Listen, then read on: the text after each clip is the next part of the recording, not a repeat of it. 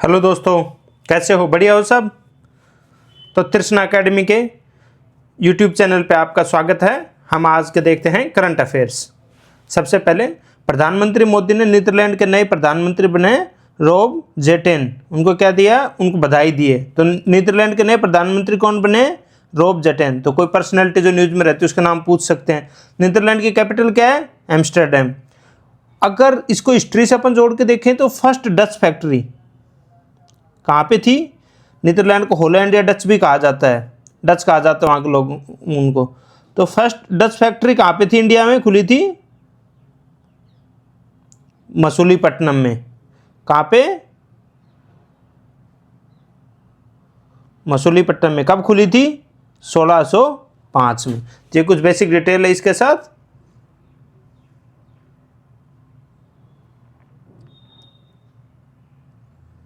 अब हम देखते हैं सेकंड न्यूज। भारत और जापान के बीच में क्या शुरू हुआ है अभी? संयुक्त वार्षिक सैन्य अभ्यास। क्या नाम उसका? धर्मा गार्डियन। कौन सा संस्करण अगर पूछ ले तो 7वां। कहाँ पे होता है ये? एक साल इंडिया में होता है और एक साल जापान में होता है। अब की बार 7वां संस्करण कहाँ हो रहा है? इंडिया में। कहाँ पे? उत्तराखंड में। अगर लोकेशन पूछ रहे तो कहाँ पे हो रहा है? उत्तराखंड में। कब से कब चलेगा? 9 फरवरी से चलेगा। ठीक है। इसके अलावा अगर हम देखें तो भारत और जापान के बीच में इसके साथ हम और कवर करते हैं कि कौन कौन सी एक्सरसाइज होती हैं।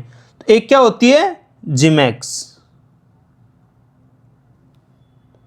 ये क्या है? मैरीटाइम, मतलब नेवल एक्सरसाइज है अपनी।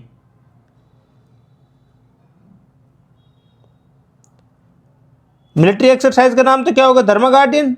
भारत और जापान के बीच में मिलिट्री का क्या नाम होगा? जो नेवल उसका क्या नाम है? एक क्या होती है? जिमैक्स। ये क्या होती है?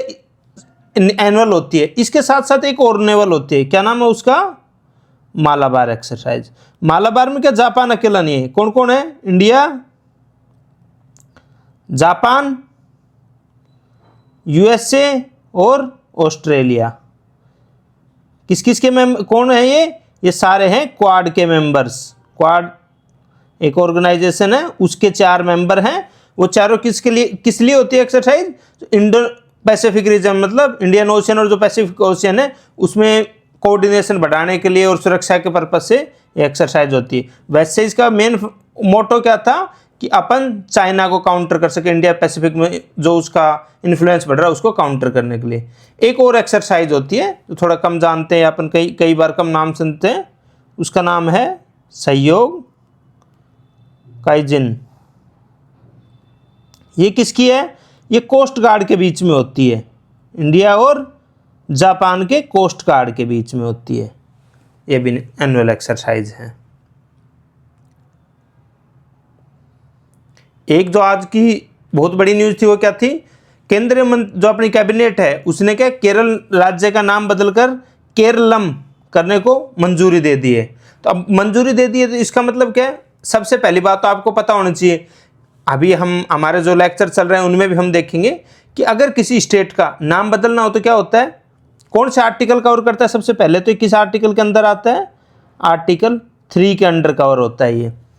तो उसमें क्या करना होता है? जैसे शुरुआत इसमें क्या हुआ था कि केरला की जो स्टेट असेंबली उसने अपना प्रस्ताव पास करके ऊपर भेजा था सेंट्रल गवर्नमेंट के पास कि उसको असेंट दे। तो इसका बिल है वो क्या होता है? बिल कैसे पास होता है? ये पावर किसके पास होती है नाम चेंज करने की? तो ये पावर होती है सिर्फ और सिर्फ पार्लियामेंट के पास। तो पार्लियामेंट अब क्या होगा जब केंद्रीय मंत्रिमंडल ने परमिशन दे दी तो, और ये बिल पेश करने के लिए क्या होती है? प्रेसिडेंट की एसेंट की रिक्वायरमेंट होती है। प्रेसिडेंट की मंजूरी ली जाएगी, हमारे राष्ट्रपति की मंजूरी ली जाएगी, फिर बिल पेश किया जाएगा हमारे पार्लियामेंट में। और फिर उसको क्या होगा? पार्लियामेंट किससे? सिंपल मेजोरिटी से पास करेगा।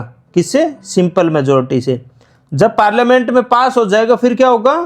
फिर इसको हमारा राष्ट्रपति किसके पास भेजेगा? स्टेट की असेंबली के पास। उसको कुछ फिक्स टाइम फ्रेम में क्या होता है? अपनी राय देनी होती है फिक्स टाइम फ्रेम में। अब वो राय कैसी भी आए, पक्ष में हो या विपक्ष में हो, वो मानना जरूरी नहीं है प्रेसिडेंट को। और फिर उसके बाद वापस आता है प्रेसिडेंट के असेंट मिलने पे, फिर ये नाम चेंज हो जाता है। ठीक है।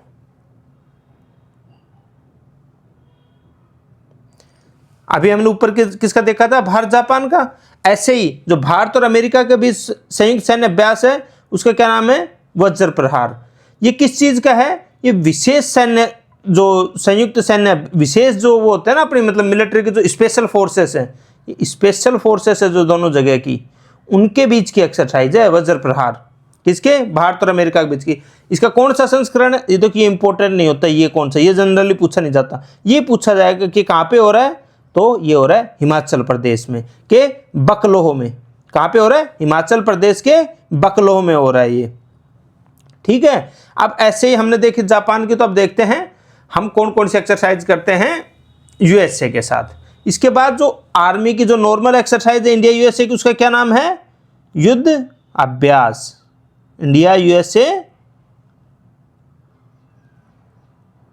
एनुअल आर्मी एक्सरसाइज है, बायलैटरल आर्मी एक्सरसाइज है ये।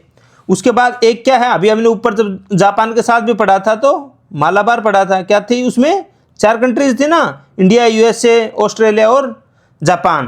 तो इसमें मालाबार जो नेवल एक्सरसाइज उसमें क्या है, जापान है। एक एक्सरसाइज होती है टाइगर ट्रायम्फ। टाइगर ट्रायम्फ होती है यूएसए के साथ एक्सरसाइज।